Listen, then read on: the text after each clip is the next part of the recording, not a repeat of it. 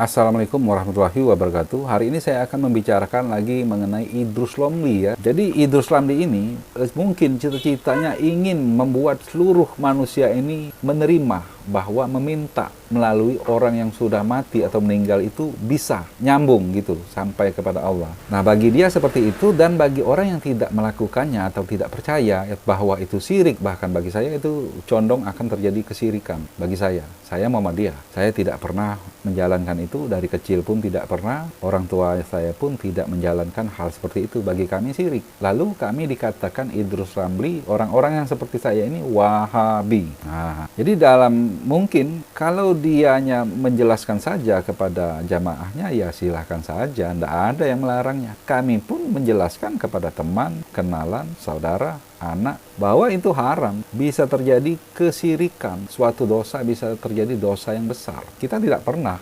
meminta dengan mayat atau melalui mayat. Nah, bahasanya dia tidak meminta tolong kepada mayat atau orang meninggal di kuburan, tapi dia hanya bertawasul melalui orang saleh, kuburannya orang saleh, apa yang minta melalui dia, nanti dia akan menyampaikan, kurang lebih seperti itu ya. Kita di Muhammadiyah tidak menggunakan itu karena hadisnya terang benderang ya. Sudah itu tidak dicontohkan juga, tidak ada contohnya. Kalau baginya dia menggunakan begini, boleh ya silahkan. Tapi tidak perlu ngatain Wahabi segala macam ya. Terus logika. Orang yang sudah meninggal, manfaatnya itu hanya satu arah, tidak aktif lagi ya. Dia tidak bisa aktif lagi mendapatkan amal. Jadi dia pernah juga membelokkan tawasul itu boleh. Contohnya zaman Nabi ada orang buta, ya itu orang hidup sama orang hidup. Dia kasih contoh, ada sahabat Nabi, dia minta pertolongan, minta diajarkan doa, atau minta langsung dengan Nabi agar matanya dapat melihat kembali.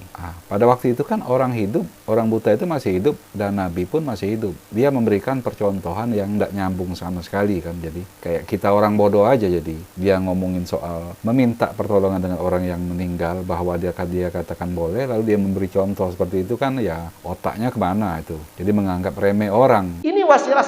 Orang soleh juga menjadi wasilah. Bertawassul dengan orang soleh wasilah gak? Karena di dalam Al-Quran, wa kanu min qablu yastaftihuna 'alal ladzina kafaru falamma ja'ahum ma 'araf kafar. Kemudian di dalam hadis-hadis Rasulullah SAW mengajarkan doa tawassul dan ighatsah kepada para sahabat. Ketika ada sahabat minta didoakan agar sembuh dari tunanetra, Rasulullah SAW menyuruh sahabat tersebut agar berwudu, lalu sholat hajat di masjid. Selesai sholat hajat, membaca doa tawassul. Kemudian yang ketiga, ziarah kubur tujuannya litabarruk, mencari keberkahan.